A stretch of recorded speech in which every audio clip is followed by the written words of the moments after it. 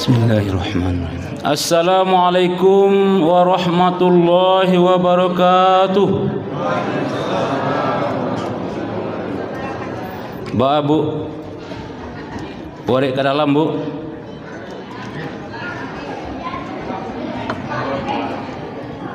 Alhamdulillah, alhamdulillahillazi nahmaduhu wa nasta'inuhu wa nastaghfiruh wa na'udzu billahi min syururi anfusina wa min sayyiati a'malina.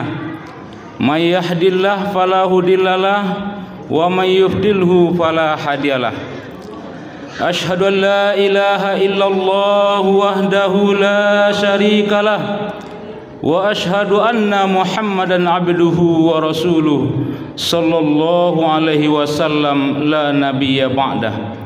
Allahumma salli ala Sayyidina Muhammad wa ala ali Sayyidina Muhammad wa ala alihi wa sahbihi ajma'in.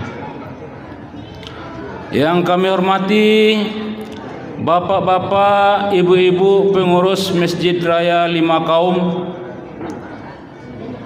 yang kami hormati bapak-bapak alim ulama, cadik pandai, ninik mamak, suluh bendang dalam nagari, kapai tampek batanyo, kapulang tampek babarito. Selanjutnya yang sangat kami hormati ibu-ibu para bundo kanduang, remaja-remaja yang sangat kami cintai. Lah malam yang ke-8 kini kaum muslimin dan kaum muslimat. Malam ke-7.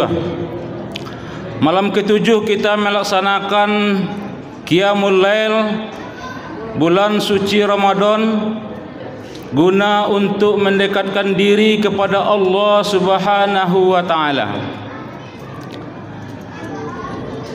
Allah telah peringatkan kepada kita bahwa kita beragama Islam jangan tanggung-tanggung. Kita berilmu jangan tanggung-tanggung jadi orang berilmu. Kita mau beribadah jangan tanggung-tanggung untuk beribadah. Kata Allah dalam Al-Quran surat Ali Imran ayat 102, A'udzubillahi minasyaitonirrajim. Bismillahirrahmanirrahim. Ya ayyuhallazina amanu taqullaha haqqa tuqatih wa la tamutunna illa wa antum muslimun wa'tasimu bihablillahi jami'an wa la tafarraqu wazkuru ni'matallah ilah. Kaum muslimin sidang jamaah tarawih yang berbahagia, kata Allah, kok ka bertakwa wak jangan tanggung-tanggung bertakwa, iyo batu-batu bertakwa. Artinya apa? Karena Allah sangat sayang kepada umat Nabi Muhammad.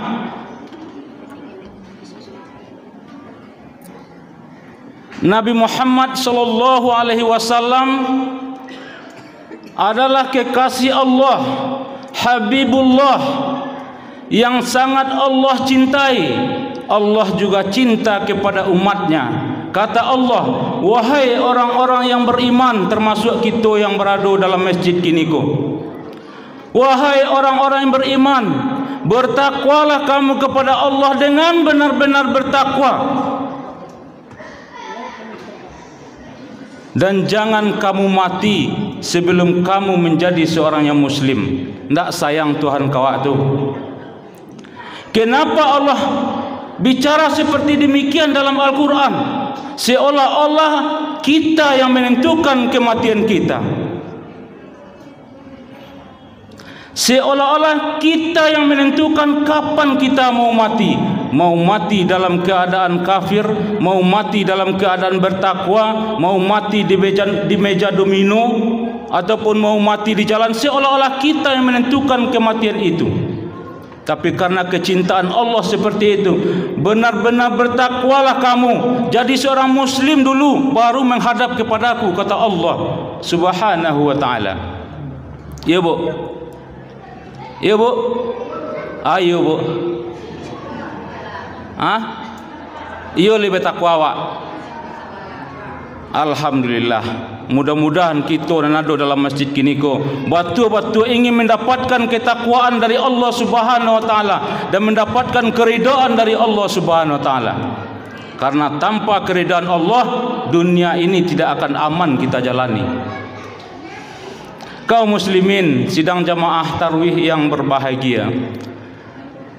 Lalu bagaimana cara mencapai seorang muslim?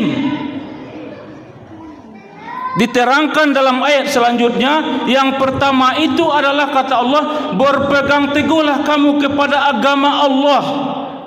Agama Allah bu? Bade ragu ibu menjawab Islam. Bade ragu pak menjawab agama awak. Mana agama Allah bu? Pak, Islam. Nanawa anu kini go agama Islam namanya. Kuatkan keyakinan kita bahwa kita telah bersahadat kepada Allah Subhanahu wa taala, telah mensaksikan bahwa tidak ada Tuhan selain Allah, bersaksi bahwa Muhammad adalah utusan Allah, berislam kita waktu itu sampai saat sekarang. Bu, maka yang perlu kita perhatikan itu adalah pondasi kita itu tadi. Ba pondasi wa bu? Ba pondasi Islam wa bu? Ba pondasi awak pak? Pondasi awakku adalah mengucapkan kalimat syahadat, asyhadu an la ilaha illallah wa asyhadu anna Muhammadar Rasulullah. Tidak ada Tuhan yang disembah kecuali Allah.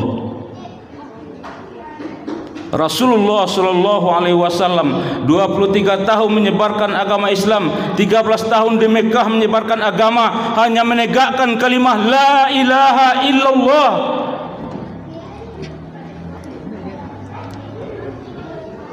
Merubah akhlak manusia, merubah peradaban manusia. Kok sekarang enggak bisa kita merubah peradaban dengan kalimah la ilaha illallah? Rasulullah merubah itu dengan menunjukkan akhlakul karimahnya. Nyobi tubuh merubah akhlak jo akhlak,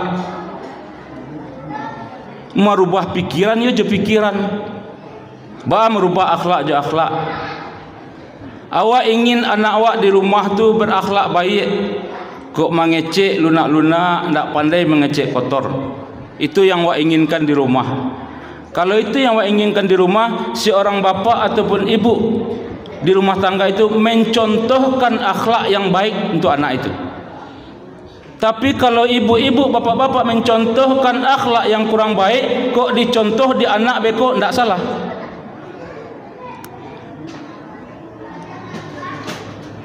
Jelas bu? Merubah akhlak dengan akhlak, merubah pengetahuan dengan pengetahuan. Begitu Rasulullah sallallahu alaihi wasallam mengembangkan ajaran Islam 13 tahun di Mekah itu dengan akhlakul karimahnya. Akhlaknya bagaimana? Akhlak Allah, akhlak Nabi Muhammad sallallahu alaihi wasallam kepada Allah Subhanahu wa taala. Akhlak kepada Allah pertama, tidak menyekutukan Allah dengan yang lainnya. Kedua, kita menyembah tidak ada Tuhan selain Allah. Itu yang ditanamkan oleh Rasulullah sampai kepada kita saat sekarang. Kuatkan pondasi kita Bapak Ibu. Tidak ada Tuhan yang akan disembah selain daripada Allah. Apapun kegiatan yang kita lakukan dalam kehidupan sehari-hari, kita mau pergi bekerja ke sawah, kita mau pergi bekerja ke ladang ataupun ke kantor, jangan lupa kantongi kalimah la ilaha illallah. Tidak ada Tuhan yang mengawasi saya kecuali hanya Allah yang mengawasi. Kalau itu dibawa ke kantor Pak, tidak ada orang yang takut sama atasan. Ada ibu-ibu nang kamar saji kau takut kerana suami tak? Ada bu? Alhamdulillah tak ada. Ada anak-anak apa yang pergi ke masjid kau takut kerana gurunya? Ada? Alhamdulillah lain tak ada. Takut kasih awak ke masjid kau? Kepada Allah. Judul ceramah ke dia. Apa buat judul tadi? Beko kita hubungan ke situ. Kaki judul takwa. Takwa itulah judulnya dia. Nah. Kaum muslimin sidang jamaah yang berbahagia. Pertama tadi berpegang teguh kepada agama Allah. Berpegang kita semua yang kita lakukan karena Allah.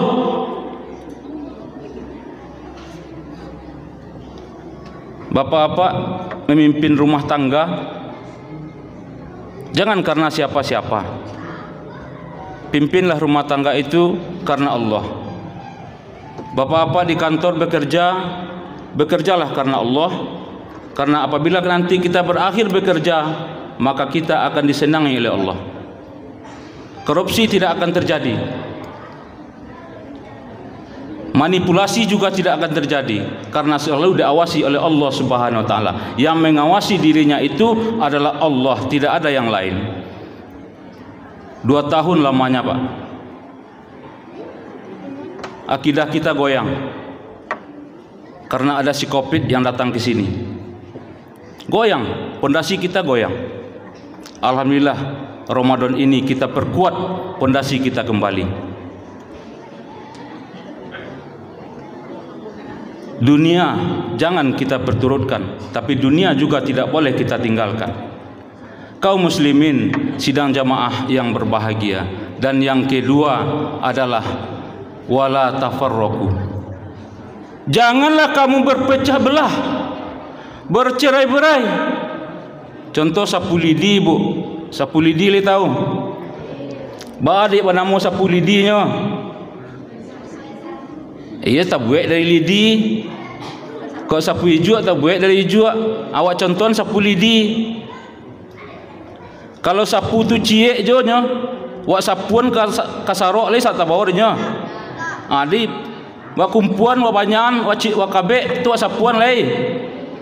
Serupa itulah. Kalau kabeknya tangga, tu nak mau nyapu le. Sebuah sapu lidi kita pergunakan untuk menyapu sampah, menyapu sarok. Lah di kabek ada tungkeknya kateh yang jadi komandan. Ini tak pakai komandan tak lama ada, Bu. Bersatu kita umat Islam, bersatu kita sesama remaja Islam, bersatu kita sesama buya-buya, bersatu sesama seh-seh, maka kekuatan akan timbul di tengah-tengah umat Islam. Jangan saling menjelekkan, jangan saling merendahkan, jangan saling memfitnah. Karena fitnah itu lebih kejam daripada pembunuhan. Fitnah itu luka oleh lidah, bukan luka oleh pedang. Jaga persatuan dan kesatuan umat ini. Nabi Muhammad sallallahu alaihi wasallam, karena dialah yang menjadi contoh bagi kita. Nabi Muhammad dalam menyatukan umat ini di mana disatukan umat, Bu? Apakah Nabi Muhammad menyatukan umat di lapangan sepak bola? Apakah Nabi Muhammad SAW menyatukan umat di bioskop atau di pasar? Tidak. Nabi Muhammad menyatukan umat adalah di masjid. Kau masjid, Bu. Masjid yang kita bangun yang megah, yang indah. Ndak ada dalam masjid ko gubernur surang salah. Pak camatnya ya Pak camat surang salah. Contohnya, Bu, Pak lurah atau Pak jorong mau masuk ke dalam masjid buka sepatu. Ya, Bu. Yo. Pak camat masuk masjid buka sandalnya. Jangan boleh masuk pakai sandal ke dalam masjid. Dibuka di pintu. Pak bupati masuk masjid dibuka lah sepatunya. Pak gubernur walaupun Pak gubernur kemari buka sepatu masuk masjid, Bu. Pak presiden kemari buka sepatu masuk ke dalam masjid. Itu sebuah aturan dalam masjid. Patuh kalaulah masuk ke dalam masjid. Masuk ke dalam masjid, Bu. Seorang petani yang dulu ia masuk masjid kemudian saf di depan kosong, ia di depan dia. Gubernur terakhir masuk masjid karena sudah kosong di belakang lagi di depan 1, 2 sudah berisi, ya di saf yang berikutnya. Seperti itu tertibnya dalam masjid. Ada ndak yang mengaba-abakan seperti itu, Pak? Ada ndak Pak Satpamnya? Tibo masuk sekosaf. Ada Pak? Ndak ada. Itu yang ditanamkan oleh Rasulullah sampai kepada kita tertanam hal yang demikian. Masuk kita masjid ini, kita lihat saf yang di depan ini sudah penuh.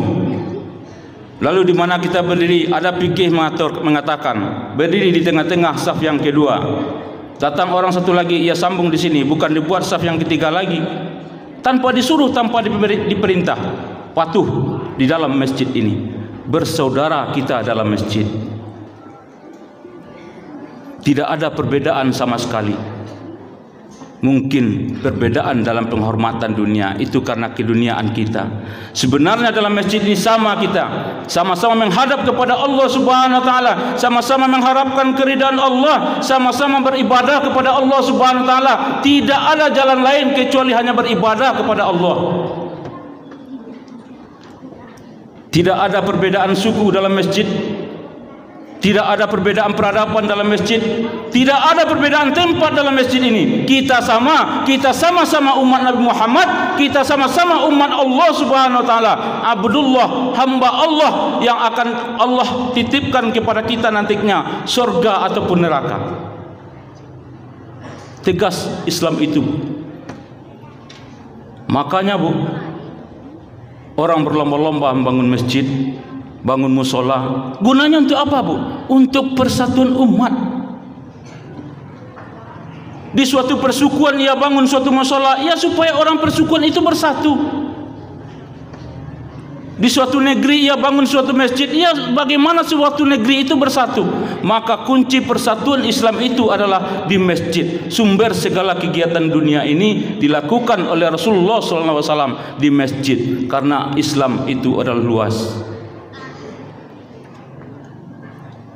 Beribadah di masjid supaya jangan terjadi perpecahan di antara kita. Lalu kenapa ada terjadi perpecahan dalam masjid? Bukan di sini Bu, di kampung saya. Kalau tidak jadi pengurus ini Bu, datang masjid di kampung Bu. Adul. Tak singgung seketik di masjid, nyo tidak datang nyo ke surau je taruh di kampung Ambo. Kampung Ambo Kota Tua Selimpawang Bu. Di sekolah alhamdulillah tidak ada. Jadi kita bangun suatu ukhuwah Islamiyah, suatu persatuan agar umat Islam ini kuat, jangan lemah. Karena kata Nabi, kalau umat Islam itu bersatu di masjid, lihat subuhnya. Banyak umat yang bersolat subuh ramai di subuh kok, itu nampak kekuatan umat Islam. Kinilah banyak godaan Bu. Banyak rintangan untuk orang Islam ni Bu. Kalau tidak kita hati-hati dalam hal ini, maka semua perpecahan itu akan kita dapatkan sampai ke rumah tangga Bu. Konsep-konsep dari Kristiani itu sampai ke rumah tangga, sampai ke pendidikan. Wallahu alam, sebentar lagi kalau dihapuskan pendidikan agama ini, bagaimana anak kita yang sekolah pendidikan umum? Tidak belajar agama lagi Bu. Tidak ada belajar agama. Di mana dia mau belajar agama lagi? Di surau. Surau berapa jam? 1 jam. Kita aja dulu di surau dari maghrib sampai besoknya malam di surau, enggak dapat ilmu agama. Apalagi hanya 1 jam, dari jam 4 sampai jam 5 atau jam 5 sampai jam 6. Tugas kita adalah membangun rumah tangga yang beragamais.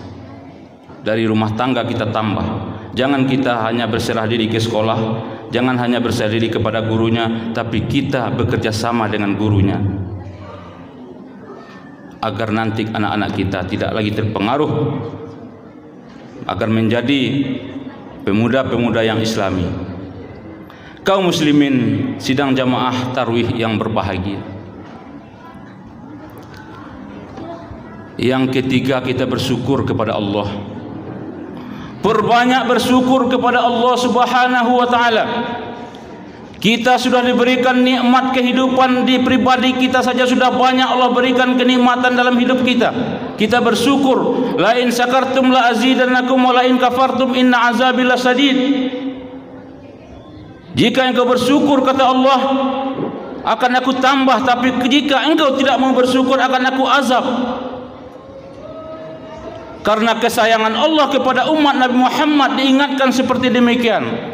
Banyak bersyukur kepada Allah Subhanahu wa taala. Allah berikan nikmat, Allah berikan amanat kepada kita. Allah titipkan anak kepada kita. Allah titipkan kekayaan kepada kita. Allah titipkan ilmu kepada kita. Kita bersyukur dengan hal yang demikian. Kalau kita punya ilmu, kita sampaikan kepada orang lain. Allah titipkan harta kepada kita yang banyak, kita sebarkan harta kita kepada orang yang membutuhkan.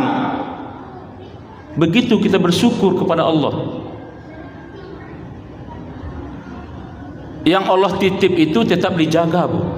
Jangan yang dititipkan oleh Allah, jangan dikatakan itu hak milik kita. Bu, ada cerita, Bu. Lei tahu, Bu, dia tukang parkir. Tukang parkir, Bu, banyak yang menitip kayaknya, Bu. Mulai dari Honda yang mereknya macam-macam sampai mobil yang mewah, dia tukang parkir. Masuk mobil mewah, sampai dalam, ya titip mobilnya Pak, ya. Bawa Honda ke dalam, titip Hondanya Pak, ya. Bawa Vespa ke dalam, titip Vespanya Pak, ya. Lalu tukang parkir ini ia amanah, Bu. Yang ia tidak merasa ia memiliki, tapi adalah dititipi oleh orang. Kalau ia merasa dititipkan kepadanya, maka ia akan menjaga hal yang demikian. Jangan sampai spionnya pecah, jangan sampai bannya bocor, jangan sampai dindingnya gores. Ia akan pelihara karena orang menitipkan kepada tukang parkir. Ya, Bu. Kalau Allah yang nitipkan kepada kita, Bu, Allah titipkan anak kepada kita, Bu, jangan kita merasa memiliki. Kalau kita merasa memiliki, kita akan robah pola anak ini, tidak sesuai lagi dengan yang dititipkan. Allah titipkan bersih kepada kita, maka nanti Allah tuntut kebersihannya kepada kita lagi. Allah titipkan jabatan kepada kita, jangan kita salah gunakan jabatan itu. Jangan sombong dalam mendapat titipan dari Allah Subhanahu wa taala. Ada pejabat yang sombong, Bu? Ada apa-apa yang sombong, Bu? Hah? Aduh, siapa? Firaun. Firaun itu seorang pejabat, seorang kepala negara yang menganggap dirinya Tuhan. Ya, sombongnya itu bukan main.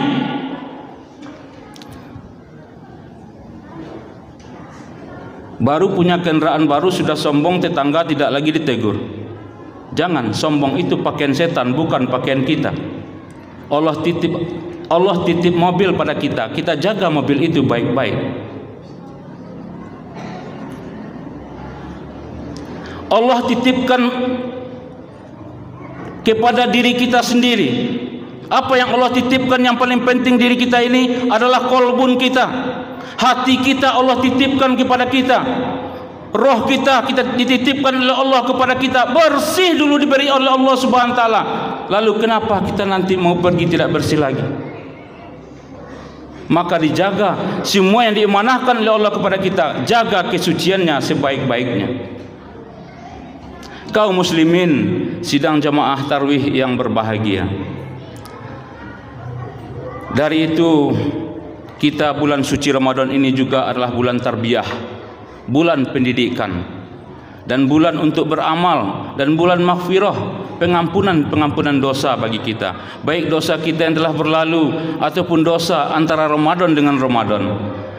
Maka mari kita seriusi bulan suci Ramadan ini dengan beramal kepada Allah Subhanahu wa taala, selalu minta ampun kepada Allah Subhanahu wa taala.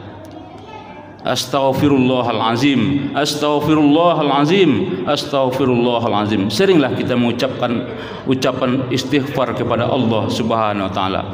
Di samping itu, karena Allah sangat cinta kepada hambanya, cinta kepada Rasulnya, cinta kepada Habibnya Nabi Muhammad sallallahu alaihi wasallam, perbanyaklah berselawat kepada Rasulullah sallallahu alaihi wasallam, baik di bulan suci Ramadan ini ataupun setelah berakhir bulan suci Ramadan. Allahumma shalli ala sayidina Muhammad wa ala ali sayidina Muhammad. Lebih dan kurang diperbanyak maaf. Wabillahi taufiq wal hidayah. Wassalamualaikum warahmatullahi wabarakatuh.